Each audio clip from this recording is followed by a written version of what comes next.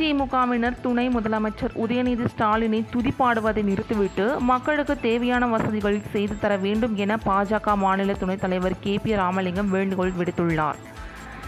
சேலம் சூரமங்கலம் பகுதியில் பாஜக புதிய உறுப்பினர்களுக்கான அடையாள அட்டை வழங்கும் விழா தனியார் திருமண மண்டபத்தில் நடைபெற்றது.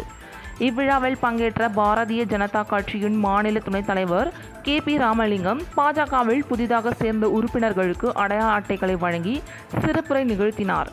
பின்னர் செய்தியாளர்களிடம் பேசிய அவர், சென்னையில் TT தொலைக்காட்சி விழாவில் பங்கேற்ற ஆளுநர் தமிழ்தாய் வாழ்த்து பாடும்போது திராவிடம் என்ற பெயர் விடுபட்டு விட்டதாக சர்ச்சை எழுந்தது. இந்த விஷயத்தில் தமிழக முதலமைச்சர் மலிவான விளம்பரங்களை தேடும் வகையில் தேவையற்ற குற்றச்சாட்டுக்களை முன்வைக்கிறார் என்றார். பாரத பிரதமர் தமிழை வளர்க்க பல்வேறு திட்டங்களை அறிவித்து சிறப்பாக செயல்பட்டு வருவதாகவும் தமிழக அரசு தேவையில்லாமல் மத்திய அரசு மீது குற்றம் சாட்டுவதாக தெரிவித்தார். மேலும் திமுகவினர் துணை முதலமைச்சரை துதிப்பாடுவதை விட்டுவிட்டு மக்களுக்கு தேவையானதை செய்ய வேண்டும் என்று கேட்டுக்கொண்டார்.